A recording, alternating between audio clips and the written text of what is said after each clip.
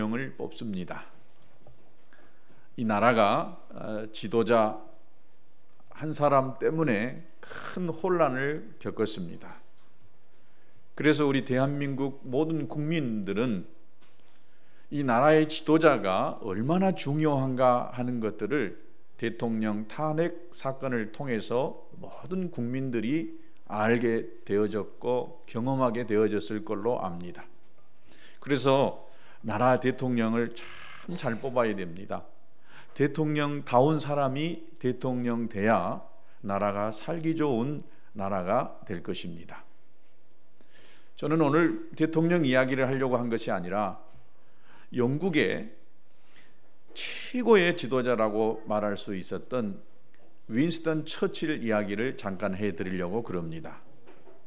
영국의 역사 중에 가장 위대한 지도자라고 말할 수 있는 사람이 바로 윈스턴 처칠이었습니다.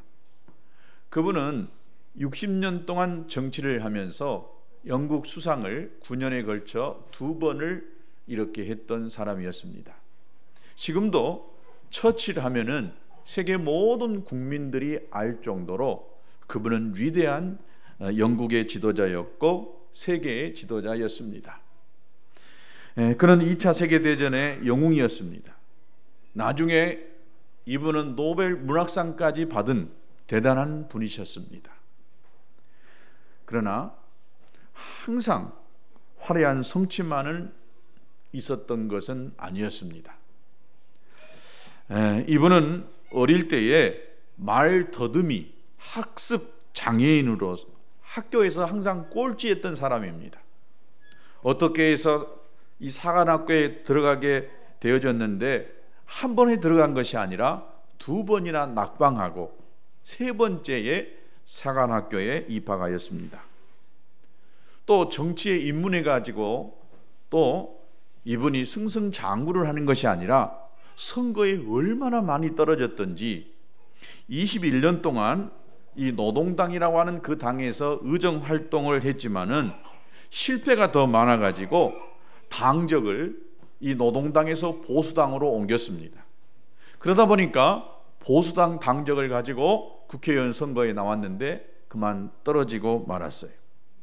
그리고 2차 세계대전 후에 있었던 그 선거에도 또 보수당이 참패하게 되어져서 이 사람은 수상직을 잃게 됐습니다.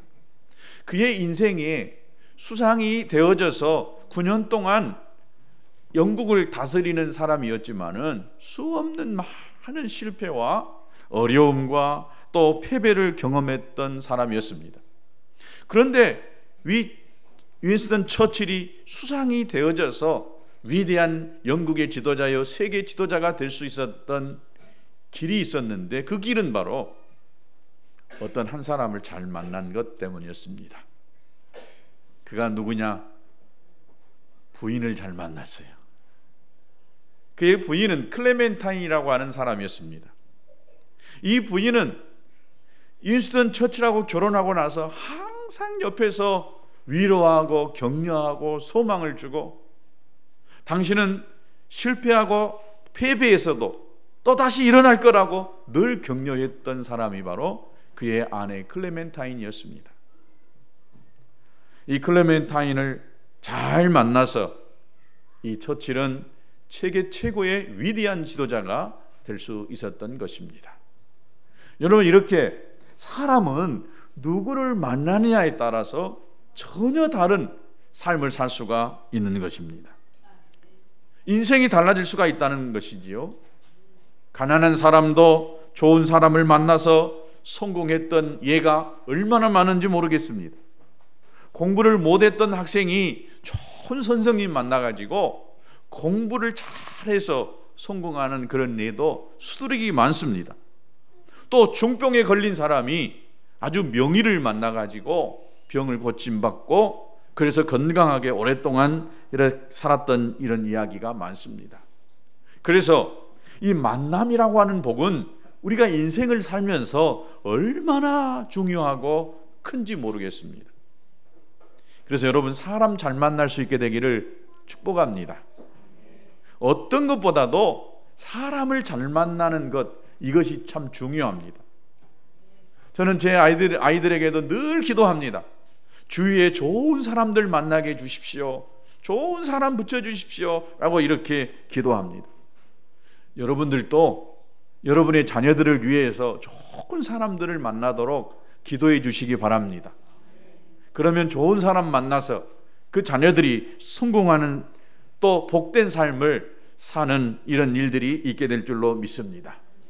오늘 저는 이 한 사람, 아주 특별한 만남을 통해서 인생이 바뀐 한 사람을 또 소개하려고 그럽니다. 오늘 우리가 읽은 요한복음 4장에 보면 수가라고 하는 동네에 살았던 사마리아 한 여자가 나옵니다. 사마리아라고 하는 이 동네는 이스라엘의 수도 예루살렘에서 약 120리 떨어진 동네에 있었던 것입니다. 그런데 사마리아는 유대인들과 이방인들이 이렇게 만나서 결혼한 혼혈족이었습니다. 좀 나쁜 말로 하면 잡종이었어요.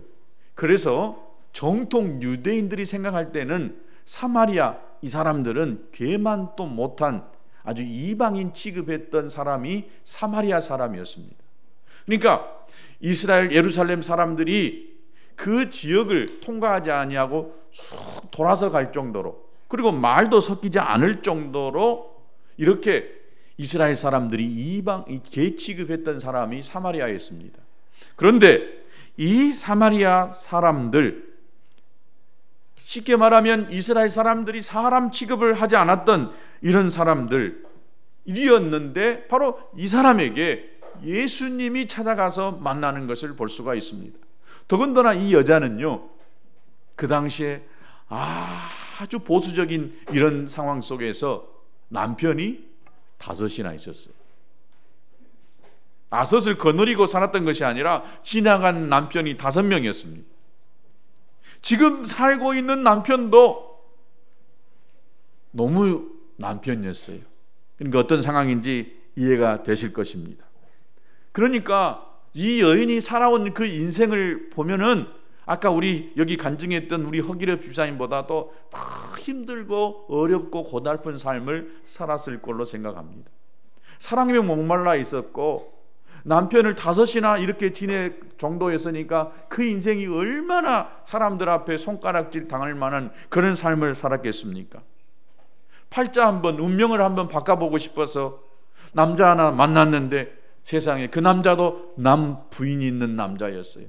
그러니 이 여자의 운명이라고 하는 것은 정말 세상에 그 어떤 남자 못지않게 참으로 각박하고 힘든 삶을 살았던 사람이었다라고 볼 수가 있습니다.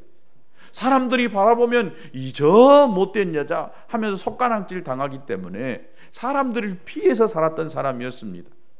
그래서 이스라엘 사람들은 이 물이 오늘날 같이 이렇게 많이 있었던 것이 아니고 귀한 것이었기 때문에 우물물에 여자들이 물들어 다닙니다. 그런데 그 이스라엘은 굉장히 날씨가 뜨거웠기 때문에 한낮에는 감히 돌아다닐 수가 없어요. 그래서 여인들이 우물가에서 물을 기르러 갈 때는 아침과 저녁에 이렇게 물들어 갑니다. 그런데 이 여인이 물들어 간 시간이 언제였냐면은 정오였습니다. 한낮에 햇빛이 딱 내리쬐 그때에, 그러니까 아무도 우물가에 나오지 않을 그때에 이 여인은 물동이를 들고 우물가에 가서 물을 길러다가 그렇게 먹고 살았던 여인이었습니다. 그런데 우물가에 이 대낮에 물 들어 갔더니 거기 유대 한 남자가 있었던 것입니다. 그리고 이 남자가 이 여인에게 이야기합니다. 내게 물을 달라라고 이야기합니다.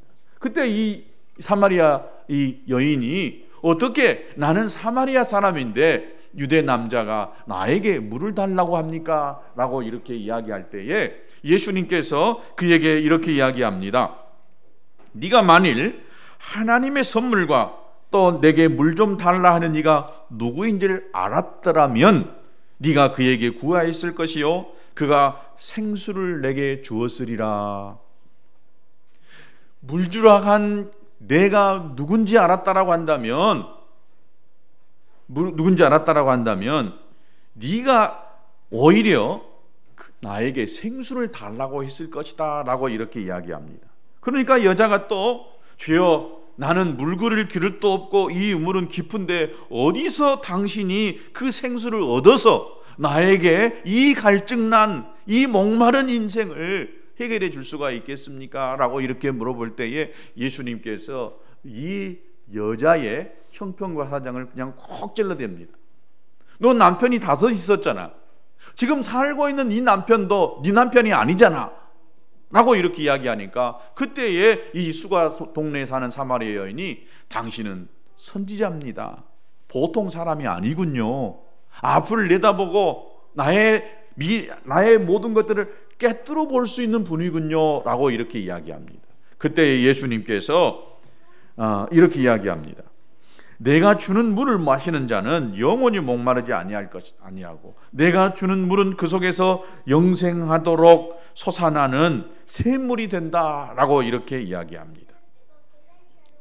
그리고 나서 이 여자가 이제 물을 달라고 하시는 그분이 누구인지를 압니다.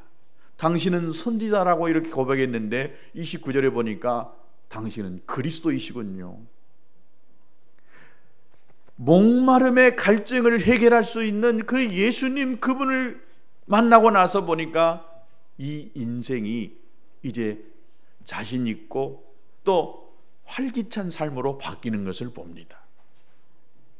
다른 사람을 피해서 대낮에 아무도 찾아오지 않는 그곳에서 우물을 길렀던 사람인데 아니 예수님 만나고 나서 보니까 자기같이 지지리도 복이 없고 팔자가 사나운 인생이지만은 그러나 나도 이제 내 인생이 여기서 끝나고 이제는 내가 죽어서 다시 죽는다라고 한다면 영원히 살 수 있는 영생을 내가 얻었다라고 하는 이 확신을 갖고 나서 보니까 사람들이 나한테 손가락질하는 그 손가락질이 겁나질 않았어요.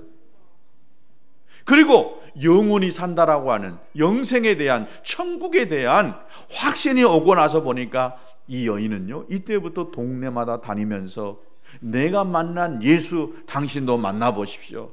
그러면 당신에게도 영생의 천국이 당신의 것이 될 것입니다 라고 이렇게 말하게 됐던 것입니다.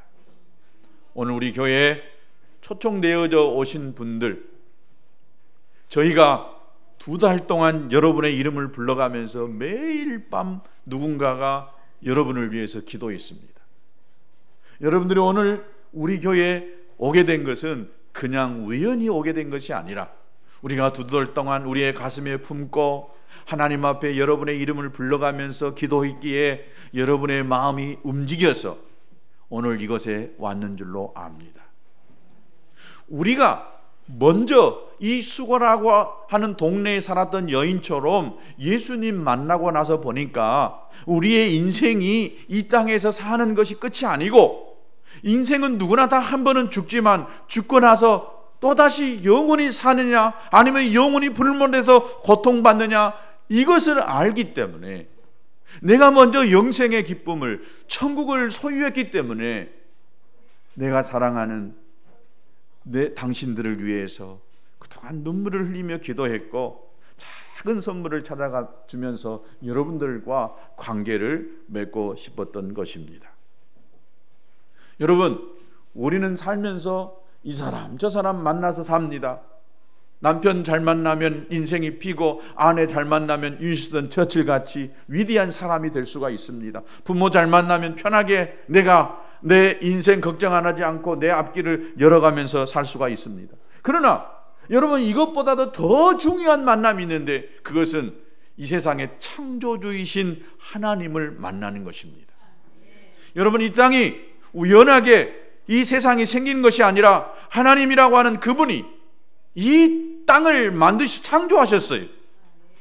하나님이시라고 하는 그분이 오늘 저와 여러분을 이 땅에 태어나게 하셨던 것입니다. 왜 태어나게 하셨느냐?